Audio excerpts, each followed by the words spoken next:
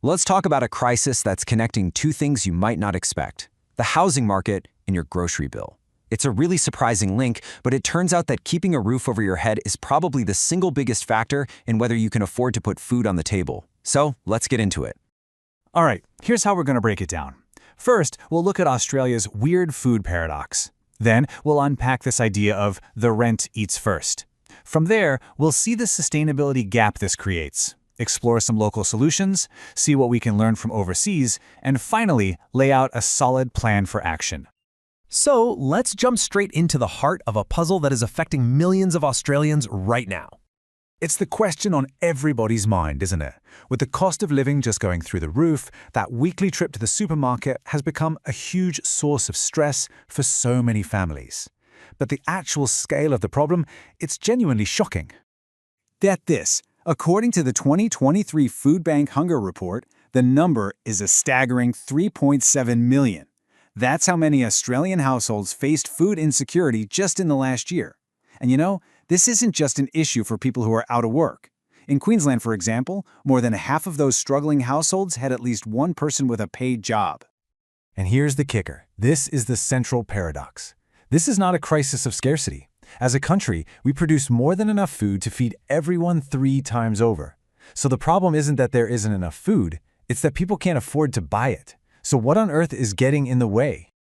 Well, this brings us to the hidden engine driving this whole crisis, and it starts right at your front door. This one phrase just says it all. It captures the brutal reality of trying to manage a household budget when you're under pressure.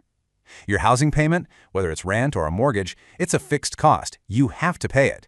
So when money gets tight, the food budget, which is really the only flexible part for most people, is the first thing that gets slashed. Now, there's an official term for this: housing stress. It's defined as spending over 30% of your gross income just on housing. And there's an even more focused measure, the 30-40 indicator, which zooms in on the bottom 40% of income earners. You know, the very people who have the least wiggle room to absorb these insane costs. And you can just see how quickly this problem has exploded. After the interest rate hike started back in 2022, the percentage of mortgage holders in housing stress just blew up, from 24% to over 40% in only 2 years. So this isn't just a problem for renters anymore, it's hitting homeowners, and it's hitting them hard. Okay, so this kind of financial squeeze creates a massive domino effect. When your budget is that tight, it doesn't just change how much food you buy, it dramatically changes what kind of food you can buy. And this opens up what researchers are calling the sustainability gap. Just think about it for a second. Our entire food system has this huge blind spot. Food safety, that's an absolute must. It's legally non-negotiable. But sustainability, things like organic, regenerative, or ethically farmed food, that's all treated as an optional premium add-on. The difference is just stark. Safety is required by law. But sustainability? That's all on private voluntary certifications that, let's be honest, almost always mean a higher price tag. So, when a family has to choose between paying the mortgage and buying organic veggies, guess what gets cut? Those premium options are, as the research puts it, one of the first casualties of a squeezed household budget.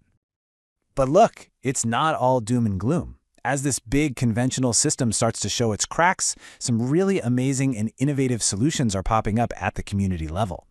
Local food systems, like farmers markets and community-supported agriculture, CSAs, they offer some incredible benefits. Money stays in the local economy. You rebuild that trust between the people who grow the food and the people who eat it. They often use much more sustainable methods, and they make our food supply way more resilient to shocks like a pandemic or a flood. But here, we hit another big problem. A critical paradox, really. As great as these local models are, they often find it really hard to compete on price with the two big supermarket giants. And what that means is that the very people who are dealing with housing stress, the ones who desperately need reliable access to healthy food, are often the ones who can't afford to join in. So if the problem is this big and this systemic, where do we even start to fix it? Well, thankfully, we can look to other cities around the world that have faced down similar challenges and came up with some pretty incredible solutions. Right now in Australia, food policy is scattered across at least 11 different federal departments. It's a total mess, and it treats food like just another product to be bought and sold. Now compare that to what's happening internationally. Cities like Belo Horizonte in Brazil or Toronto in Canada have created integrated food councils. And this is the most important part, they treat food as a public good, like water or electricity. It's seen as essential infrastructure for a healthy city. And the lessons from what they did are so clear. It all starts with political will, like in Belo Horizonte, where they literally declared food a right of citizenship. It means treating food systems as seriously as we treat our transport or energy grids, like Toronto does. It means using the government's massive buying power for schools, for hospitals, to support local sustainable farms. And it means baking food considerations into every single city planning decision.